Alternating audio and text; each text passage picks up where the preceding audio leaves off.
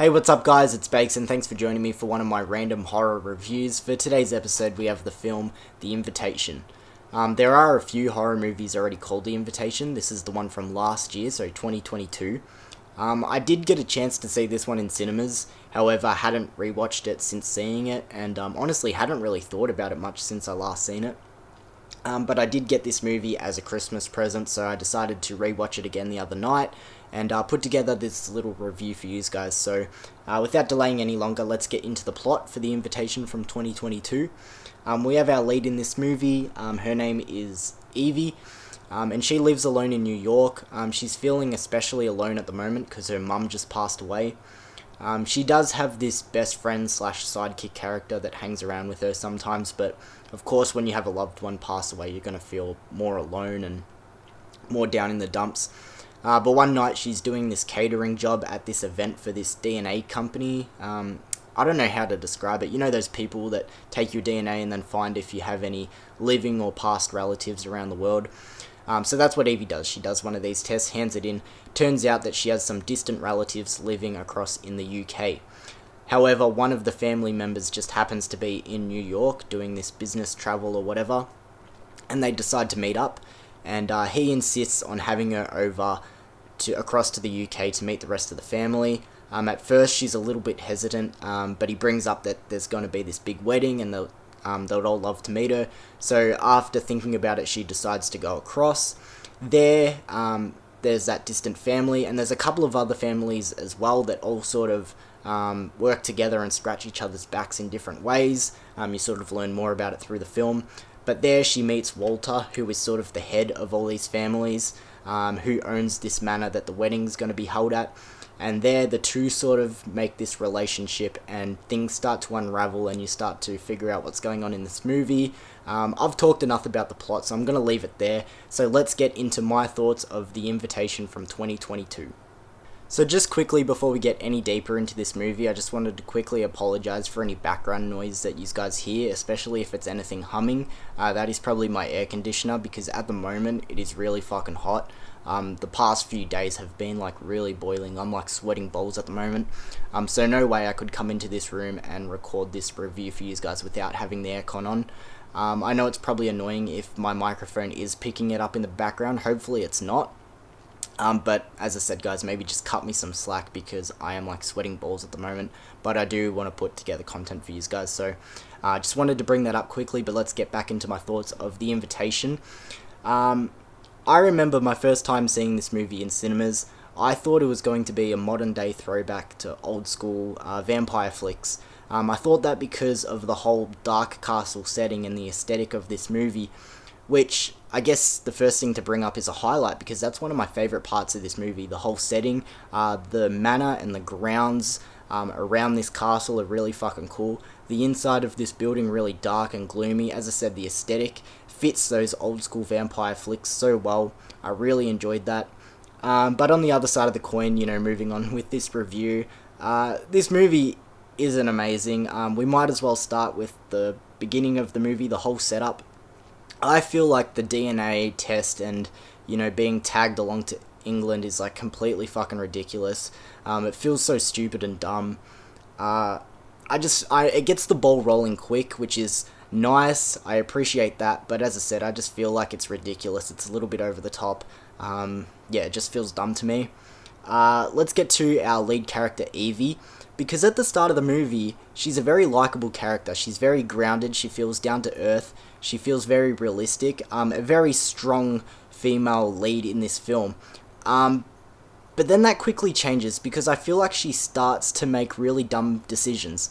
You know, she gets to a point where things are starting to look very bright and positive, and she starts to think, you know, is this too good to be true? And at the start of the movie, she's set to be a character that would be aware of that feeling and, you know, maybe be a bit more cautious. But I just feel like she falls for too many red flags at about the halfway mark onwards. There's too many warning signs, you know. First of all, she's going across to a whole different country with people she doesn't really know. Yes, it's meant to be her family, but, you know, people that she's never really met. I just feel like for a character that looked so hopeful from the start of the movie, you know, a really strong female protagonist, She just ended up having too many red flags taken in, and that was really disappointing. And by the end of the movie, I wouldn't say she was a bad character, but it was just too uneven for me.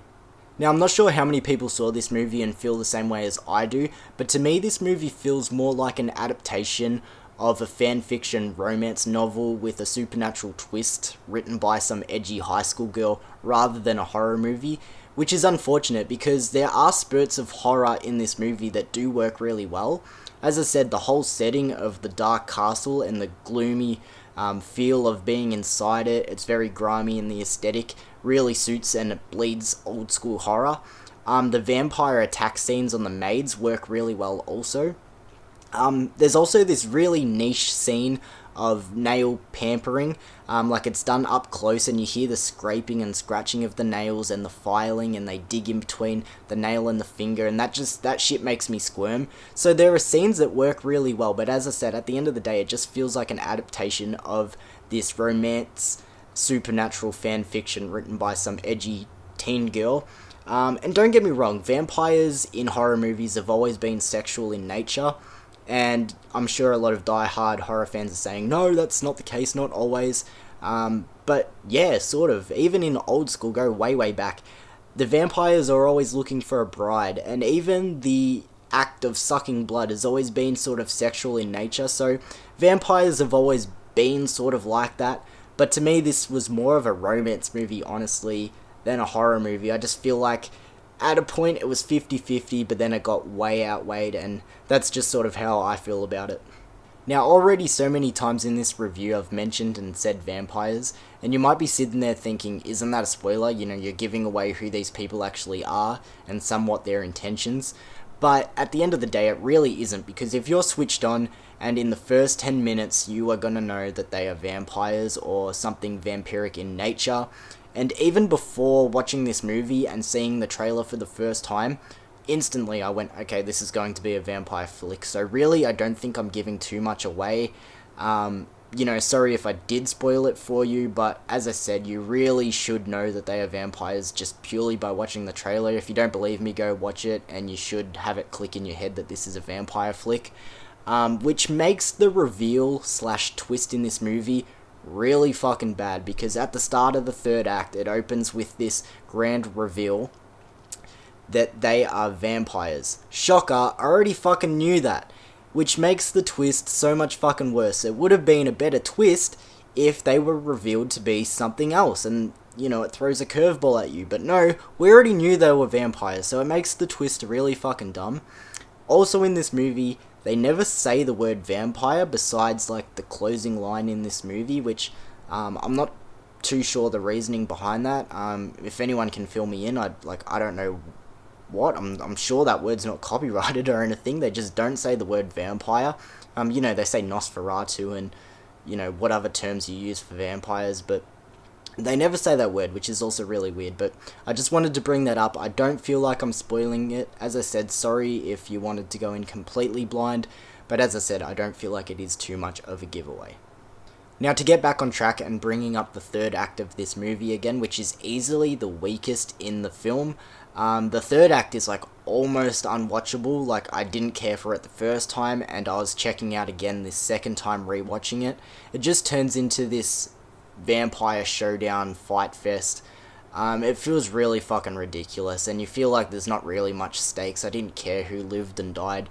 It was really dumb. I just really didn't care for the final act of this movie, as well as the, I guess, epilogue, the 2 weeks later, and it tells you what's going on. That, like, almost ruins the movie even more.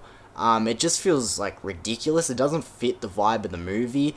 It tries to set up maybe a potential sequel or even franchise, but it goes like very comedic with it in a way, tries to be also really badass. I just feel like the epilogue and third act of this movie is really fucking bad. But wrapping up my thoughts of The Invitation, this movie isn't like my favorite type of film to go watch. It's not really up my alley, with the whole, as I said, fan fiction sort of vibes, romance vibes. That sort of thing isn't for me, but I would be lying if it wasn't somewhat engaging and, at least watchable a little bit. It's a bit more of like, I don't know, maybe suited for the female audience in a way. Like, I went to the cinema and watched it with my girlfriend, and she fucking loved this movie, and she didn't understand how I didn't really care for it, but, you know, as I said, to me, I know I've said it so many times, it just feels like an adaptation of a romance fan fiction with a supernatural twist written by, like, you know, as I said, an edgy, angsty teenage girl. And that's not for me. So, this movie, yeah, it's kind of stupid and unrealistic, and as I said, it's disappointing that our lead starts off as such a good character and so engaging, and she starts falling for so many red flags and sort of digs her own grave in a way. You're just like, oh, well, you fucking chose this, and I thought you were smarter than that. But as I said, I would be lying if it wasn't at least entertaining, and I've always said the worst thing that a movie can be is boring, because even when it's a bad movie, it can still be entertaining, and that's sort of the case here. I'm going to give The Invitation from 2022 a 4 out of 10. So there we go, guys, the end of my review for The Invitation from 2022. At the end of the day, not a bad movie, somewhat engaging, just not really my thing. Has good spurts of horror, you know, the whole setting and a few scenes are really fucking good. But at the end of the day, not really my thing, but I'm sure there are people out there that did enjoy it. Like, as I said, I know my girlfriend did, but I'm sure there's others as well. It's not completely unwatchable, but as I keep saying, not really my thing. But thank you for joining me again for one of my random horror reviews. I'm sort of back to back with movies that could have potentially been my Valentine's Day episode, which was my last one. Go and check that out if you haven't seen it. I reviewed Cherry Falls from the year 2000. But thank you for joining me again, guys, or if it's your first time here, thank you for joining me. I would appreciate everyone who, you know, likes my video and helps support my channel by commenting, sharing my video, liking it, as I said, or if you really feel like subscribing, I would appreciate that also. But either way, thank you for joining me again, guys, and I'll see you for another video soon. Peace.